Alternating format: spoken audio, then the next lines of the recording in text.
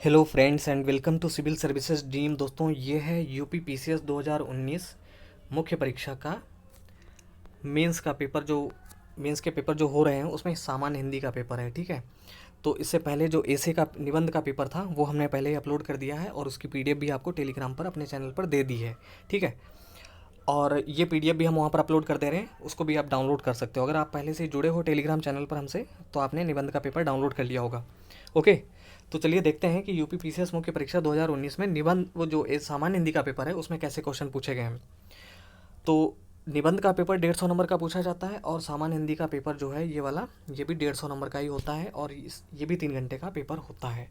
ठीक है, और एक और इम्पॉर्टेंट चीज़ आपको बता दें, अगर आप बिल्कुल नए हैं तो यूपीएससी का जो आईएएस का पेपर होता है यूपीएससी का, उसमें जो लैंग्वेज वाला पेपर होता है जैसे कि हिंदी का, तो वो क्वालिफाइंग नेचर का होता है। लेकिन यूपी पीसीएस में जो हिंदी का पेपर होता है यहाँ पर ये कंपलसरी होता है, इसके मार्क्स जोड़े जाते हैं।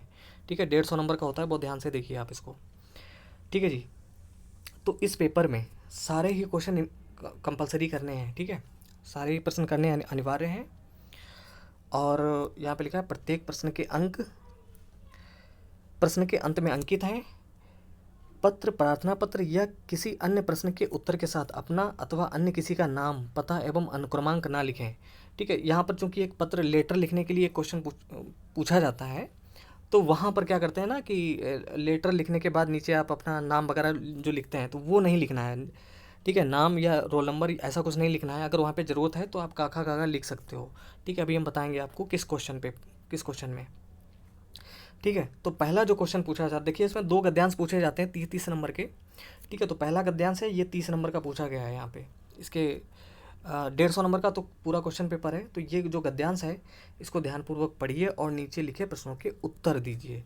तो इसको डाउनलोड करके आप पढ़ लीजिएगा और इसमें कैसे क्वेश्चन पूछा गया है ये हम आपको दिखा दे रहे हैं। तो जैसे कि मैंने बताया कि आपको ये क्वेश्चन नंबर 1 जो है ये पूरा 30 नंबर का है।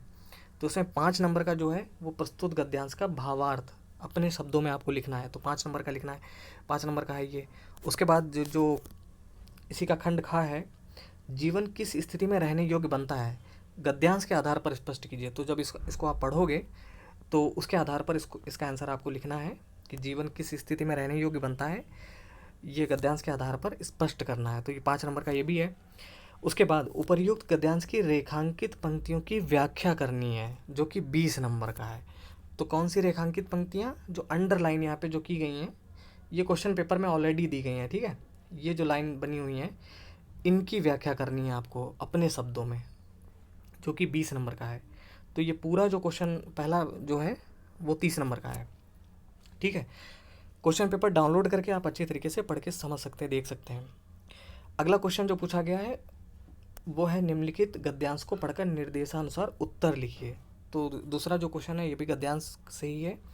तो इस गद्यांश को पूरा पढ़ना है और उसके बाद में यहाँ पर भी 3 क्वेश्चन दिए गए हैं इसके, ये भी 30 नंबर का ही है पूरा।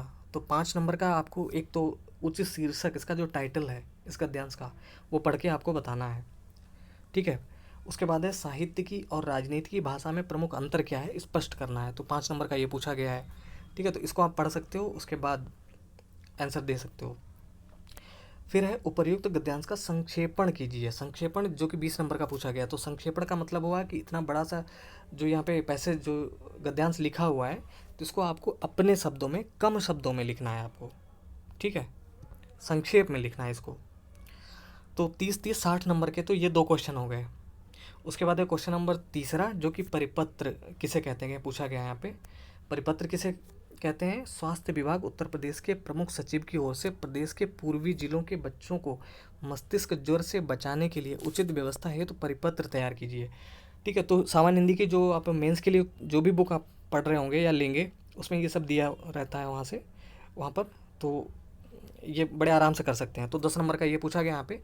इसके बाद है कार्यालय आदेश का परिचय दीजिए। गृह विभाग उत्तर प्रदेश सरकार की ओर से जारी किसी कर्मचारी के स्थानांतरण संबंधी कार्यालयी आदेश का प्रारूप तैयार कीजिए। तो इसी के लिए वहाँ पे लिखा हुआ था कि आपको अपना नाम, अनुक्रमांक वगैरह नहीं लिखना है। ठीक है, जो परिपत्र और ये प्रारूप यहाँ पे जो दिया गया होता है तो अंत में आपको काखा गागा लिख देना है। जैसे हम किसी को लेटर लिखते हैं तो अंत में क्या करते हैं कि अपना नाम लिख देते हैं। ठीक है, नाम पता लिख देते हैं, तो वो सब नहीं लिखना है वहाँ पे। ठीक है, तो 20 नंबर का ये हो गया क्वेश्चन नंबर 3। इसके बाद अगला है, इसमें आपको विलोम लिखने हैं। ऐसे ही हर साल आपको जब भी हिंदी का पेपर होगा तो ऐसा ही क्वेश्चन होगा। अब जैसे यहाँ पे विलोम पूछा गया तो वहाँ पे जो नेक्स्ट ईयर जो मेंस का पेपर आएगा हिंदी का, उसमें कोई दूसरे विलोम होंगे, लेकिन विलोम ही पूछा जाएगा, ठीक है। तो ये आप ध्यान रखिए, यही सिलेबस है इसका। सिलेबस यही है कि एक जो 2 गद्यांश दिए गए होंगे तो उनके कैसे क्वेश्चन पूछे जाते हैं, जो कि हमने अभी ऊपर देखे हैं, ठीक है। तो यहाँ पे 10 यहाँ पे विलोम दिए गए हैं जो कि 10 नंबर का पूछे जाते हैं। आसान होते हैं, आप इनको कर सकते हो थोड़ी सी मेहनत से। उसके बाद है क्वेश्चन नंबर 5, इसमें उपसर्ग से संबंधित पूछा गया है, और इसका जो खंड खा है उसमें प्रत्यय से संबंधित पूछा गया है, ठीक है। तो ये भी 10 नंबर का है। उसके बाद अगला क्वेश्चन है वाक्यांश के लिए एक एक शब्द, ठीक है। तो ये भी 10 नंबर का है। इसमें पूछा गया जैसे जो कृतज्ञ ना हो तो उसको क्या कहेंगे, तो उसको कहेंगे कृतज्ञ, ठीक है। ये सब आपने पढ़ा होगा, तो ये 10 नंबर के पूछे जाते हैं।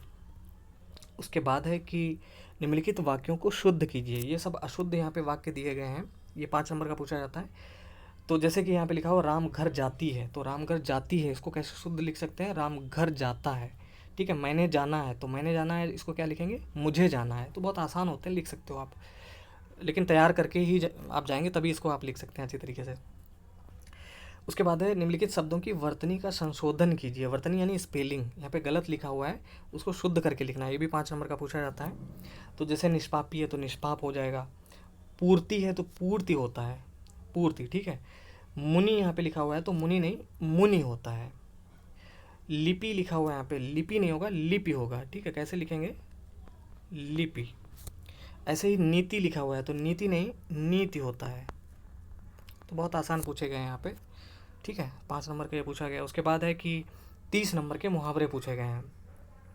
लोकोक्तियाँ और मुहावरे, उनके अर्थ लिखिए एवं उनका वाक्यों में प्रयोग कीजिए। तो ये 30 नंबर के पूछे गए हैं, 10 हैं, 3-3 नंबर का हर एक होता है यहाँ पे, ठीक है। तो इनको देख लीजिए क्या क्या पूछे गए हैं, जैसे यथा राजा तथा प्रजा, ठीक है। यही सब इसी तरीके से पूछे जाते हैं। अंधेरी नगरी चौपट राजा, ठीक है। तो ये हिंदी का पेपर ऐसा पूछा गया है, और ये हम इसको टेलीग्राम पर अपलोड कर दे रहे हैं अपने चैनल पर। आप टेलीग्राम पर जाके सर्च करेंगे सिविल सर्विसेज ड्रीम, ठीक है। वहाँ पर ये सारी PDF आपको मिल जाएंगी। अगर पहले से ही आप जुड़े हैं तो आपको मिल गई होंगी, ठीक है। तो दोस्तों इसके बाद हम GS के पेपर अपलोड करेंगे, जो भी GS के 4 पेपर होते हैं 1 2 3 4, और आपका कौन सा ऑप्शनल है वो आप हमें बता दीजिएगा कमेंट सेक्शन में। तो अगर हमें उसका पेपर मिल जाता है तो हम वो भी अपलोड करके दिखा देंगे कि कैसा क्वेश्चन पेपर पूछा गया है, ओके। तो दोस्तों ये वीडियो देखने के लिए बहुत बहुत धन्यवाद। मिलते हैं अगले वीडियो में, तब तक के लिए नमस्कार।